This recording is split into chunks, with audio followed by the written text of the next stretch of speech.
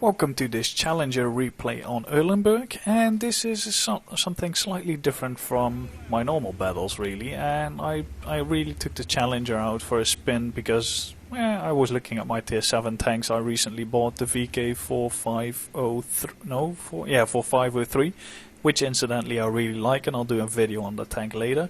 And I saw this thing in the queue, and since it's a triple XP weekend I thought I'd just give it a go. I mean, I haven't played the Challenger much. I have got it fully upgraded, which is a good thing. And now, since the recent buff to this tank, it's actually a lot nicer. And on my configuration with rammer, fans, and coated optics, I think it reaches 2,700 DPM, which is frankly quite insane. And it's a really nice amount of DPM, and the gun itself is really nice as well. It's got 171 penetration on the standard shells, which is not too bad for a tier 7 TD. Obviously, when you have the Russian 122mm, which all have 175, it's not that much, but I mean it's a good gun, and it's got a really nice rate of fire as well, which makes it all the more deadly. One of the things though with the Challenger that you have to take into account is that the turret turns really slowly. But at the start we see the T-37 move up, and we can clearly see there's nothing here, so I decide to move up, and my team actually starts to move with me, which is really welcome. Just to let you know, I haven't got 6 Sense on this crew. It's a fresh crew because initially I was grinding the non-turret TDs, so my more skilled crew is in my 88, and I've got no idea why, because this line is much better, but hey, everyone makes mistakes. So at the start we can see this little arty poking over the ridge with the gun. First shot hits him, the second one unfortunately doesn't, he gets taken out, and we move up again. We can see the enemy team is all on the other side of the map. So what we can do in a long range sniping TD is go into the middle and try to put some fire in. I tell the IS and the Super Pershing at some point to pull back, and I really hope that they will listen. We can see this AMX 100 move up, and the AMX 100 is a no armor tank. So, I mean, you can see I'm a bit careful because I haven't got 6 Sense, but this is too good an opportunity to let pass. So 171 penetration apparently is not enough for an AMX 100. So first shot bounces for no reason whatsoever. That one bounces as well. Didn't know the AMX 5100 had so much armor, but apparently it does. And he is safe in cover, unfortunately. We can see our team is still holding on that flank. We've got an IS-6 there, and I'm just waiting. I tell them to pull back. I was pinging them up at some point as well, but they're not listening. So yeah, that's one of the only disadvantages to this gun, by the way, is the low alpha, which is 150, I think, average. Yeah, 150, but as you can see, it could roll low. I get a bit frustrated here with the team because they're just suiciding for nothing, which is really, really frustrating in these kinds of engagements. But yeah, try to get a shot into that AMX 12T. We'll put 2 shots his way, but they go high, and then we shoot into the building. But as you can see, we've got quite a nice view from this area. You can actually shoot all the way into the cap. Granted, if the enemy is actually not moving too much, obviously. Shell velocity on the gun is quite nice as well. And I like the design of the tank. I mean, the turret is completely butt ugly, but I like the lengthened hull of it. And the speed on this thing is quite nice, and it will actually get you... Oh, will screw you over, because as I said, the turret rotation is really, really, really slow. Trying to put another shot in, but it seems to have missed again. The turret on this thing rotates incredibly slowly, so you cannot circle enemies in this tank, so never do that, because you will just lose a lot of HP. We've still got full HP, by the way, but it's not looking too good for us. We've got 2 RT left and a T69, but the T69 is in the middle of the field, which is, yeah, generally the best tactics on this map are just to stay in your side of the river. Do not cross the bridge because you'll just get fucked, and you can decap from your side, so there's no need to cross the bridges. But we can't catch this IS out. Low roll, and that one kills him actually, but this gun, this match has been low rolling quite hard, which was unfortunate.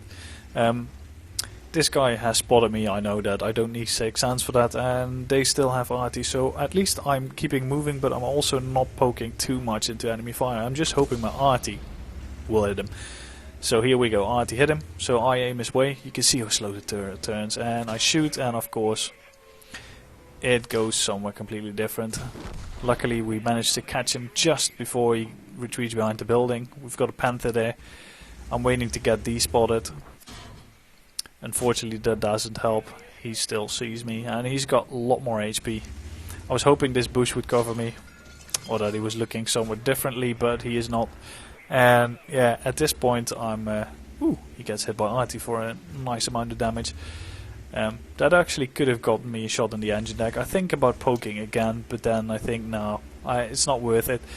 They still have 3 tanks, well, 1 TD and 2 tanks and an RT, so if I die this match is lost. I know that for certain, so I decide to pull back. No need to try and take more shots from that Panther. I'll just go back to the middle. I'm actually quite afraid of that Comet, because the Comet is a really good tank. It's actually far superior to this tank, so if he catches me out on more HP I will lose. So I need to try and spot enemies and stay relatively safe from RT. So best way to do that is to get in between the buildings. Trying to spot maybe the Panther crossing the bridge, and here you can see the slow turret rotation again, but we catch out the AT-15. Put a nice shot in. I should have actually aimed for the engine deck. Snap one shot in. But yeah, it's not really... Is it worth it? It's not. I was just waiting for RT, so one RT hits him. I tried to spot him again. Second RT misses, unfortunately. I tried to shoot his cupola. This is a really accurate gun, but doesn't seem to want to actually hit him. I get hit by the Comet, and now I'm in a bit of a predicament. So I decide, screw that, pull back. I see this guy moving to the left, so I know he's turned. That shot probably went in. I don't know. He still disappears for some reason. New spotting mechanics in this patch, really glorious. But unfortunately, or luckily, our RT managed to bag, and we can hear something still firing at the building behind us. So I move up. I am no longer staying in that area. The RT knows where I am. They're pre-aimed, so if I pop up there again, I get shot. We see the Panther that is going for our RT, which dies unfortunately. And just to let you know, at this point in the match, for some reason I was still under the impression that this was a regular match, not an encounter. So I thought we needed to kill all of them to win. And I see the timer on 125, so I think let's go in. We know where he is. He's in the cap circle, so we can try and catch him out. I haven't got 6 cents, so I need to try and get as close as possible before I get spotted, because then I have the highest chance of spotting that guy back if he's in cover. So move around the corner. We spot him, he misses us. I thought he had a much better rate of fire. And when I was playing, I actually didn't see the shot whiz past me. He was pre-aimed. Good for him. Not so good for me, but luckily he missed. So wait shortly behind this building and start moving again. Hope I'm despotted. The T-34 congratulates me. And at this point I'm like, yeah, why? Shame we're still losing though. Because as I said, I thought this was a regular battle. Bit of a brain fart for me, so we're actually winning. So yeah, that's a good thing. Looks like our IS-6 got ammo-racked.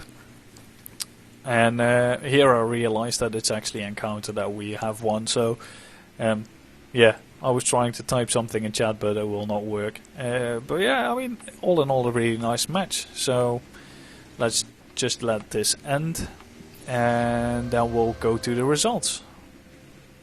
So here we have the end plate of the battle. Obviously it was an ace tanker, but it was a top gun as well for all the kills. I mean, all in all, quite a nice score. We can see that I scored 2,284 damage, 6 kills, 1,250 base XP, and some ribbons.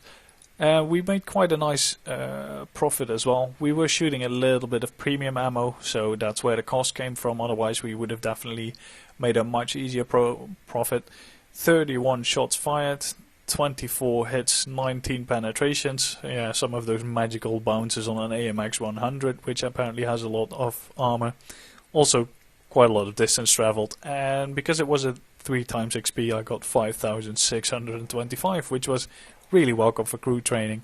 I think my my crew is on 85% of the 6 cents now, so let's hope I get that fast, because that would make playing this tank a lot easier. I mean, obviously, in this close counter brawling kind of engagement, I knew I was spotted pretty much all the time, so then you don't need to really worry. But if it's like a more tense long range engagement, then it would have actually maybe been a problem. As you can see, I did 2 penetrations on the AT-15, so that shot just before a duct behind the building actually penetrated as well.